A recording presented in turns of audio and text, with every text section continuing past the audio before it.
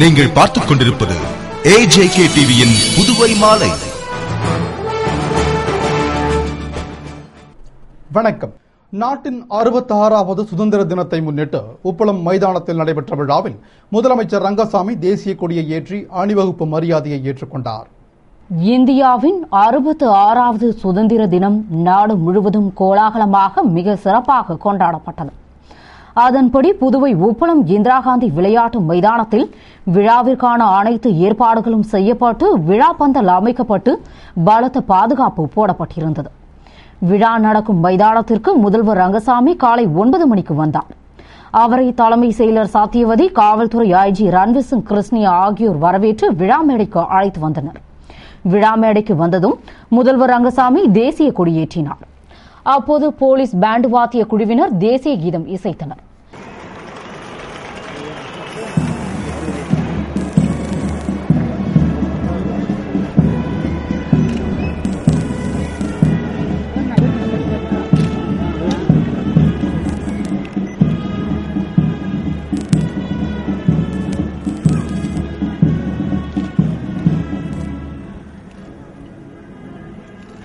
அதனை அடுத்து முதல்வர் ரங்கசாமி திறந்த ஜீப்பில் சென்று காவல்துறையின் அணிவகுப்பினை பார்வையிட்டு மீண்டும் விழா மேடைக்கு வந்து சுதந்திர தின உரையாற்றினார். தொடர்ந்து சிறப்பாக பணியாற்றிய போலீசாருக்கு விருதுகளை வழங்கி பாராட்டிய அவர் அடுத்ததாக காவல், ஊர்காவல் படை, தீயணைப்புத்துறை, பள்ளி மாணவ மாணவிகளின் அணிவகுப்பு மரியாதையை மேடையில் நின்றவாறு ஏற்றுக்கொண்டார்.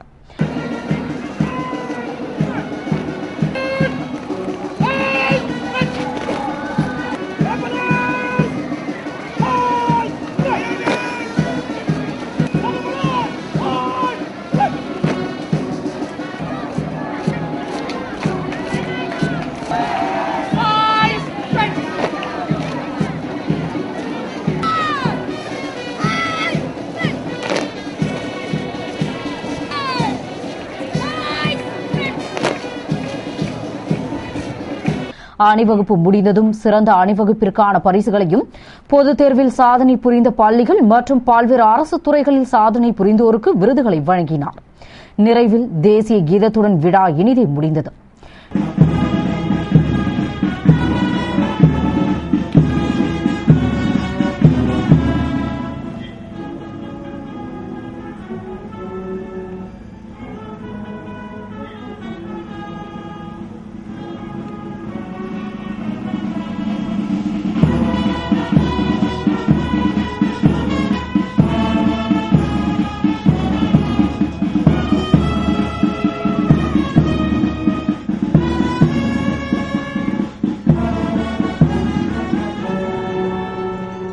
விழாவில் சபாநாயகர் சபாபதி, அமைச்சர் பெருமக்கள், சட்டமன்ற உறுப்பினர்கள், அரசு அதிகாரிகள், பொதுமக்கள் என ஏராளமானோர் கலந்து கொண்டனர்.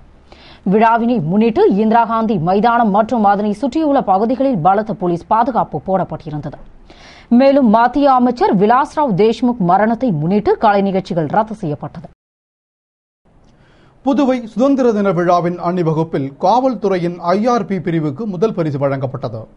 புதுவை உப்பளம் இந்திரா காந்தி விளையாட்டு மைதானத்தில் நடைபெற்ற சுதந்திர தின விழாவில் காவல்துறை, தீயணைப்பு படை, ஊர்காவல் படை, தேசிய மாணவர் படை, முப்படை மற்றும் மாணவ மாணவியரின் அணிவகுப்புகள் நடைபெற்றது.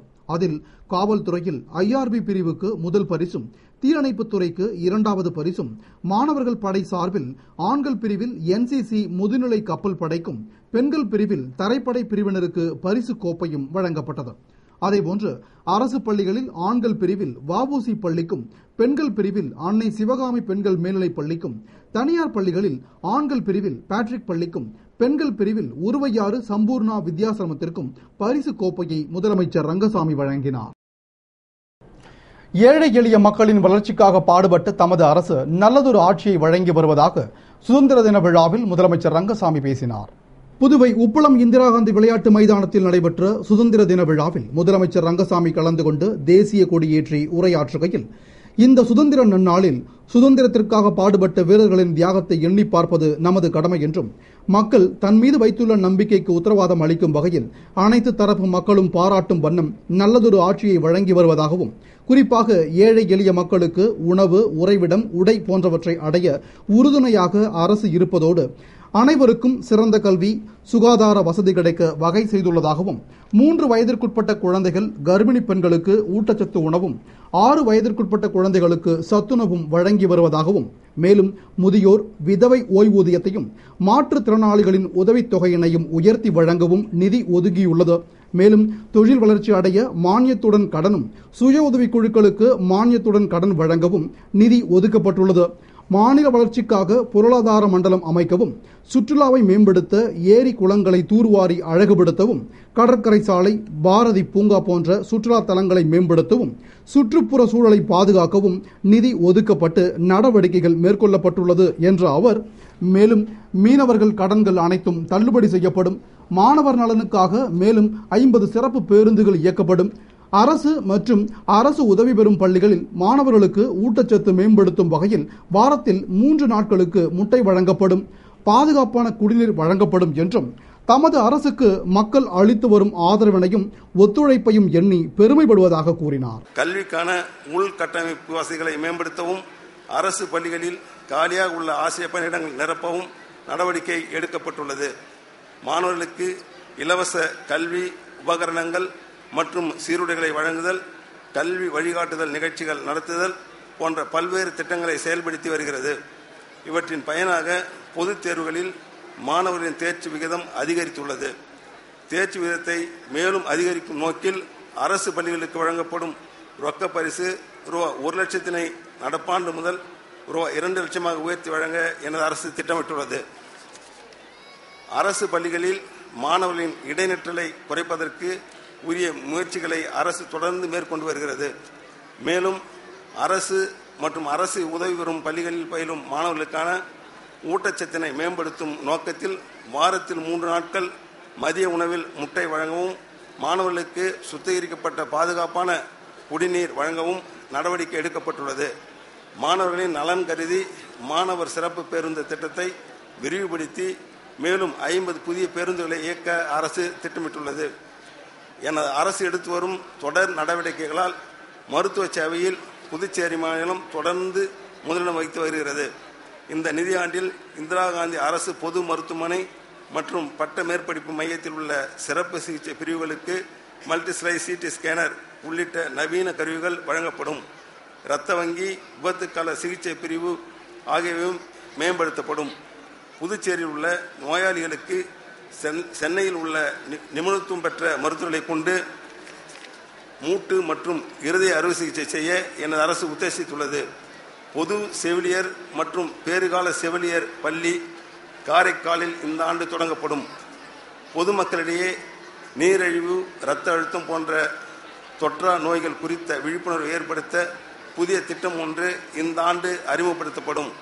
மேலும் காரைக்காலில் செயல்படுத்தப்பட்டு வரும் வறுமை கோட்டிற்கு கீழ் வாழும் குடும்பங்களுக்கான மருத்துவ காப்பீட்டு திட்டத்தை மாஹே மற்றும் ஏனாம் பகுதிகளுக்கு விரிவுபடுத்தவும் எனது அரசு திட்டமிட்டுள்ளது.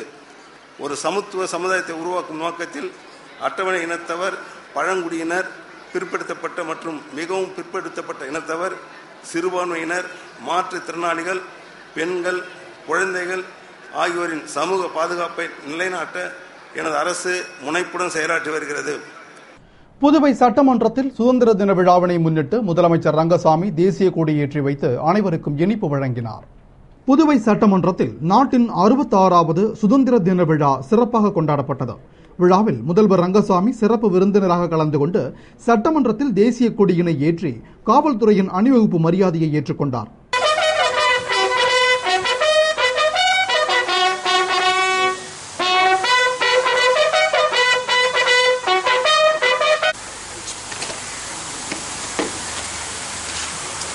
பின்னர் அனைவருக்கும் இனிப்பு வழங்கினார்.